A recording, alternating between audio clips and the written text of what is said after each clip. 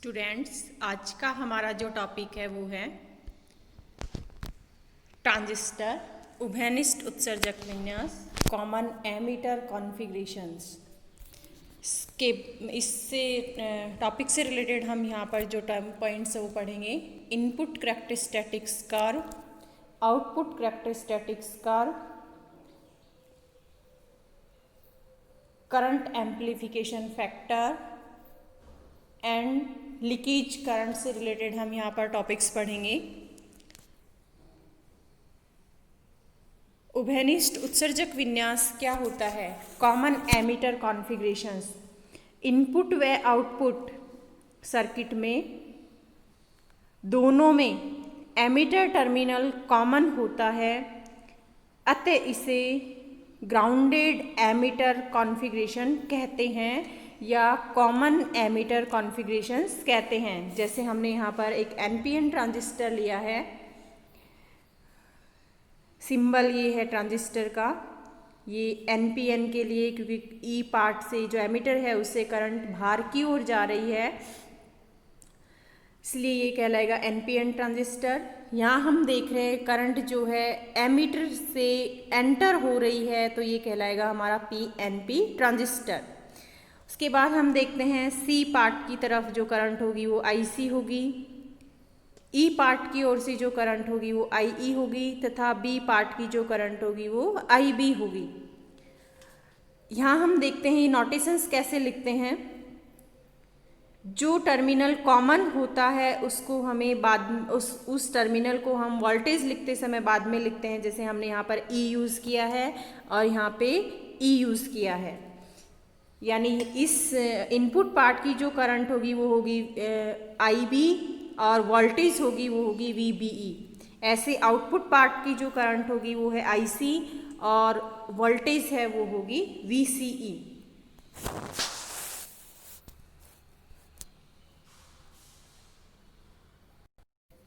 ऐसा ही हम इसके लिए देखते हैं पीएनपी ट्रांजिस्टर के लिए इनपुट जो करंट है वो आईबी है, इनपुट वोल्टेज वीबीई होगी, आउटपुट करंट आईसी और आउटपुट वोल्टेज होगी वीसीई। जिन परिपाटी के हिसाब से हम इनके ये जो साइन है ये लेते हैं, पॉजिटिव नेगेटिव, यहाँ पर नेगेटिव और पॉजिटिव। करंट के लिए जो एंटर करंट होती है वो पॉजिटिव होगी, जो लिविंग करंट है वो नेगेटिव होगी। नेक्स्ट हम देखते हैं इनपुट कैरेक्टरिस्टिक्स क्या होंगे। आईबी तथा वीबी के मध्य, आईबी तथा वीबीई के मध्य जो कर्व होगा कांस्टेंट वीसीई अर्थात निवेशी अभिलाक्षणिक वीसीई को नियत रखकर आईबी तथा वीबीई के मध्य प्राप्त किए जाते हैं। यहाँ हम एनपीएन ट्रांजिस्टर के बारे में बात करेंगे। वीसीई को कांस्टेंट रखकर आईबी तथा वीबीई के मध्य खींचा गया आलेख ट्रांजिस्टर का निवेशी अभिलाक्षणिक वक्र को रिप्रेजेंट करता है। इनपुट कर्व डायोड के सिमिलर होता है फॉरवर्ड बाइसिंग डायोड के। जो इनपुट जैसे हम इनके कर्व बनाएंगे तो जो इनपुट कर्व है वो फॉरवर्ड बाइसिंग डायोड के सिमिलर होता है। डायनेमिक रेजिस्टेंस हम यहाँ से फाइंड कर सकते हैं। इनपुट, क्योंकि हम इनपुट कैरेक्टरिस्टिक्स की बात करेंगे तो यहाँ पे रेजिस्टेंस भी इनपुट ही होगा। वीसी ही कांस्टेंट रखकर डेल्टा वीबीई और डेल्टा आईबी का जो रेशियो है वो कहलाएगा डायनेमिक इनपुट रेजिस्टेंस। कर्व हम देख लेते हैं। कर्व हमने जो प्राप्त किया है वो यहाँ हम देखते हैं, एक अक्ष पे हम लेंगे वीबीई, एक्स अक्ष पे हमने वीबीई लिया है, एक्स एक्स पे हमने वीबीई लिया है तथा वाई एक्स पे हमने आईबी को लिया है। वाई एक्स पे हमने आईबी को लिया है। चूंकि आईबी जो है करंट बहुत छोटी होती है, बहुत कम होती है, माइक्रो एम्पियर कोटि की होती है। आईबी माइक्रो एम्पियर कोटि की होगी, वीबीई वॉल्ट्स में होगा। कांस्टेंट हम रखेंगे, जैसे वीसी को हमने 5 वोल्ट लिया, 2 वोल्ट लिया, 1 वोल्ट लिया और 0 वोल्ट लिया।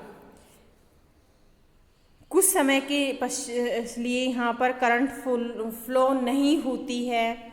ऐसा ही फॉरवर्ड बाइसिंग में भी होता है डायोड के लिए कि पहले करंट फ्लो नहीं होती है, उसके बाद धीरे धीरे वो फ्लो होती है, यानी ये जो कर्व है वो फॉरवर्ड बायसिंग में डायोड के सिमिलर हमें प्राप्त होते हैं। नेक्स्ट हम देखते हैं यहाँ पर डिफरेंट वैल्यूज़ हम लेंगे VCE की। जैसे हमने यहाँ पर लिए 0 वोल्ट पे कुछ रीडिंग्स ले लेंगे, एक्सपेरिमेंटली भी है ये, प्रैक्टिकल में भी है हमारे टॉपिक। VCE के 1 वोल्ट पे कुछ रीडिंग्स ली, VCE के 2 वोल्ट्स पे और 5 वोल्ट पे। ऐसे ही हम इंक्रीज, जैसे जैसे VCE को इंक्रीज करते जाएंगे ग्राफ आगे की ओर बढ़ता जाएगा। अब हम देखते हैं आउटपुट कैरेक्टरिस्टिक्स कर्व। आधार धारा IB को स्थिर रखकर आउटपुट कैरेक्टरिस्टिक्स कर्व में हम लेंगे आधार धारा IB को स्थिर रखकर IC तथा VCE में ग्राफ जो बनेगा वो हमारा कहलाएगा आउटपुट कैरेक्टरिस्टिक्स या निर्गम अभिलाक्षणिक वक्र। चूँकि हम जानते हैं कि IC जो है फंक्शन होता है IB और VCE का। IB को स्थिर रखकर IC और VC के मध्य जो ग्राफ बनाएंगे, चूँकि चिन्ह परिपाटी से हम NPN ट्रांजिस्टर के लिए IB और IC जो है वो पॉजिटिव लेते हैं, IE है वो नेगेटिव होगी, ऐसे ही VCE क्या होगा, पॉजिटिव होगा। ये हम चिन्ह परिपाटी से लेंगे। नेक्स्ट हम देखते हैं कि इस आउटपुट कर्व के भी थ्री पार्ट्स होते हैं। जैसे हमने कॉमन बेस में पढ़ा था पिछले वीडियो में, कॉमन बेस कॉन्फ़िगरेशंस में भी हमने 3 पार्ट्स पढ़े थे उस कर्व के, active region, cut off region and saturation region. देखते हैं हम कर्व में जो कर्व है जहाँ पर IB 0 है, IB 0 और वोल्टेज एक्सिस के बीच का जो पार्ट है ये हमारा कहलाएगा कट ऑफ रीजन, यानी इस रीजन को हम कहेंगे कट ऑफ रीजन। ऐसे ही जो हम देख रहे हैं यहाँ पर सैचुरेशन रीजन हमारा ये वाला पार्ट होगा, तथा जिस पार्ट में हमें ग्राफ्स प्राप्त हो रहा है वो कहलाएगा हमारा एक्टिव रीजन। IB हमने देखा यहाँ पर 0 कांस्टेंट रखी है, उसके बाद में हमने 50 माइक्रो एम्पियर लिया है, 100 micro ampere, 150 micro ampere, 200 micro ampere की कोटि के लिए हमने कुछ ग्राफ्स लिए हैं। ये जो ग्राफ्स हैं इनमें हमने IC तथा IB को धनात्मक लिया है, IB भी धनात्मक है और IC भी धनात्मक है तथा VCE भी यहाँ पर धनात्मक है। ट्रांजिस्टर के जो निर्गम अभिलाक्षणिक वक्र हैं कॉमन एमीटर में, वो 3 पार्ट्स में यहाँ पर डिवाइड हो रहे हैं, सैचुरेशन रीजन, एक्टिव रीजन और कट ऑफ रीजन। इन रीजन्स के बारे में हम विस्तार से पढ़ेंगे। कट ऑफ रीजन क्या होता है? उभयनिष्ठ उत्सर्जक विन्यास के लिए, कॉमन एमिटर कॉन्फ़िगरेशंस के लिए IB इक्वल 0 होता है तो भी IC का मान 0 नहीं होता है। IB इक्वल में 0 होता है तो भी IC का मान 0 नहीं होता है। इसलिए यह स्थिति प्राप्त करने के लिए उत्सर्जक आधार संधि को थोड़ा सा रिवर्स बायस्ड करना आवश्यक होता है। तथा हम देखते हैं कि सैचुरेशन रीजन क्या होता है। जो ये सैचुरेशन रीजन है ये है जब वोल्टेज VC का मान बहुत कम होता है, जैसे हम यहाँ पर लगभग 0 के आसपास ही ले रहे हैं, ये कम होता है तो संग्राहक धारा IC का मान वोल्टेज VC को कम करने पर तेजी से कम होता है। IC का मान तेजी से कम होता है। यह तब तक होता है जब तक VC का मान VB से कम नहीं हो जाता, अर्थात इस पोजीशन में जो संग्राहक आधार संधि है वो भी अग्रदिशिक बायसित हो जाती है। सैचुरेशन रीजन में कॉमन एमिटर और कॉमन कलेक्टर जो जंक्शंस हैं वो दोनों ही फॉरवर्ड बायस होती हैं। ट्रांजिस्टर इस अवस्था में सैचुरेट रीजन का कार्य करता है। सैचुरेशन रीजन में संग्राहक धारा IC का मान IB पर डिपेंड नहीं करता है।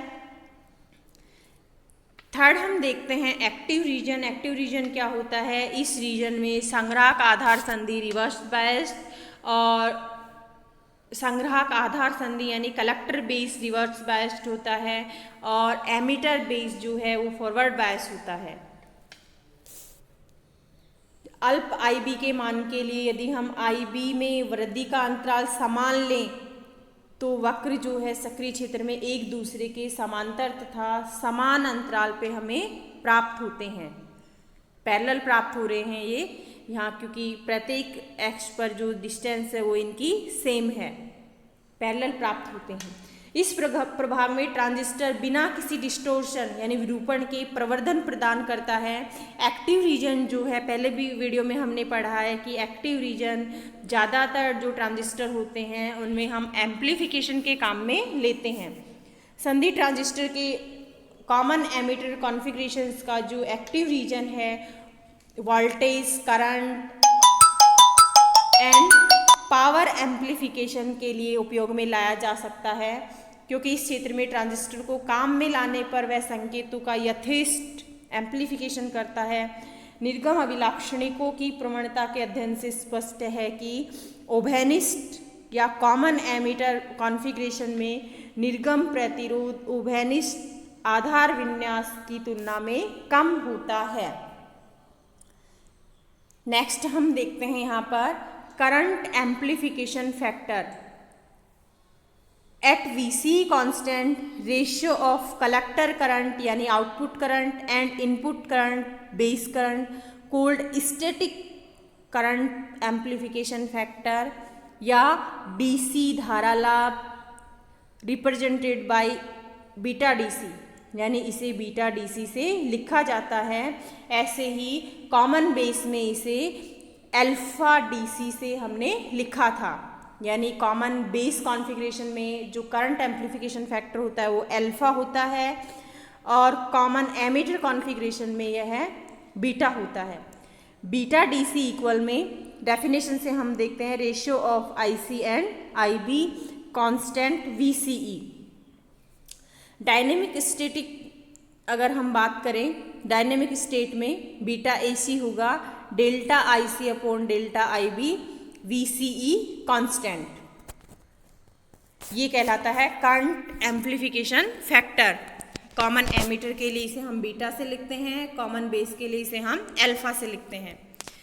रिलेशन देखते हैं हम अल्फा एंड बीटा में, जो कि ये कंपटीशन एग्जाम के हिसाब से भी इम्पॉर्टेंट टॉपिक इसमें और इसके हमारे एग्ज़ाम के हिसाब से भी इम्पॉर्टेंट है BSc के लिए। इससे रिलेटेड 2 मार्क्स में एग्ज़ाम में क्वेश्चंस पूछा जा सकता है न्यूमेरिकल।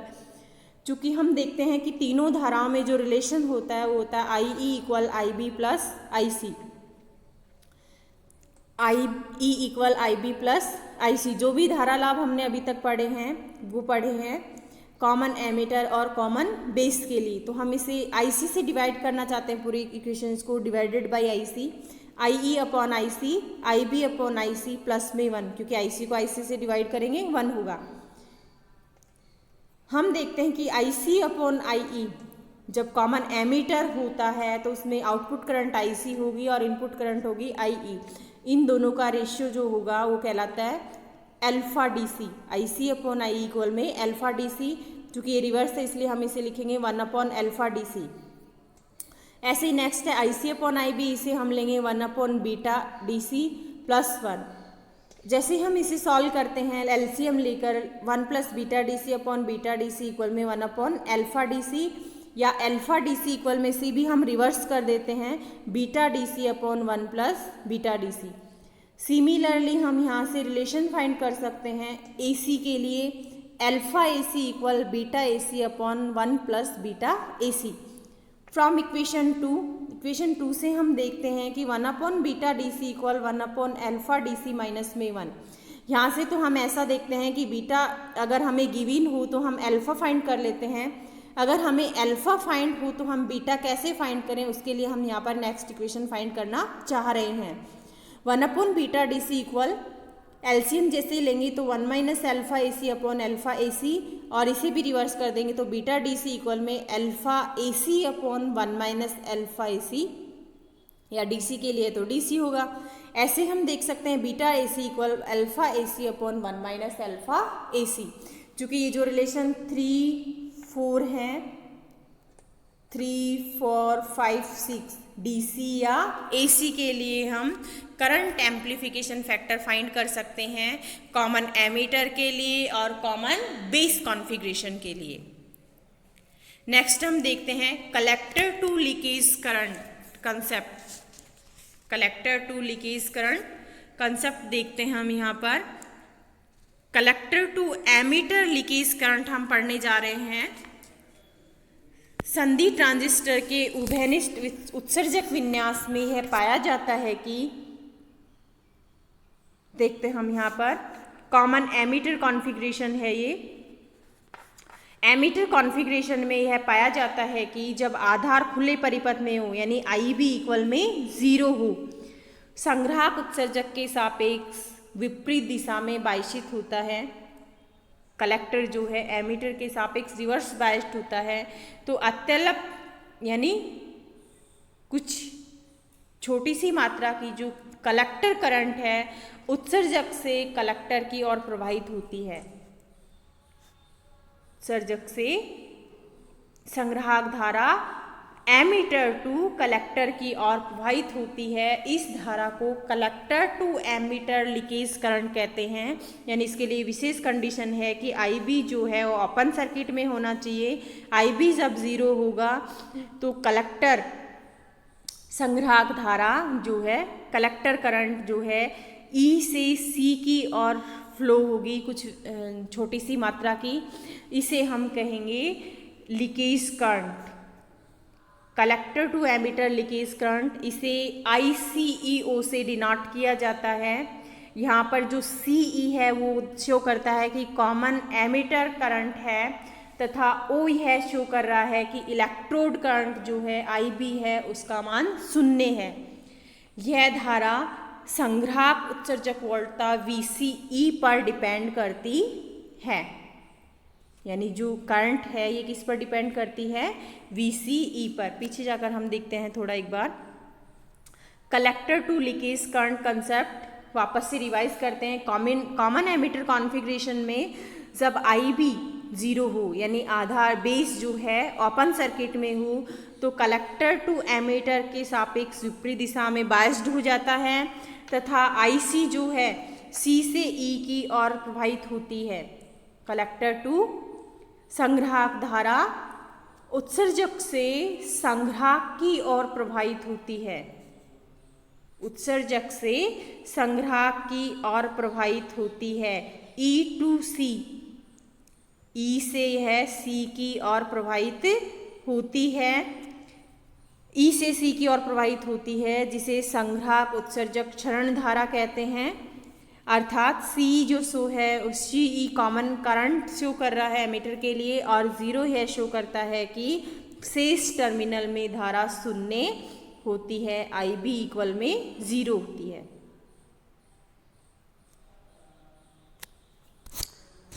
इसके लिए भी एक छोटा सा डेरिवेशन है, वो हम देखते हैं आगे का तो जो टॉपिक पढ़ेंगे उसमें।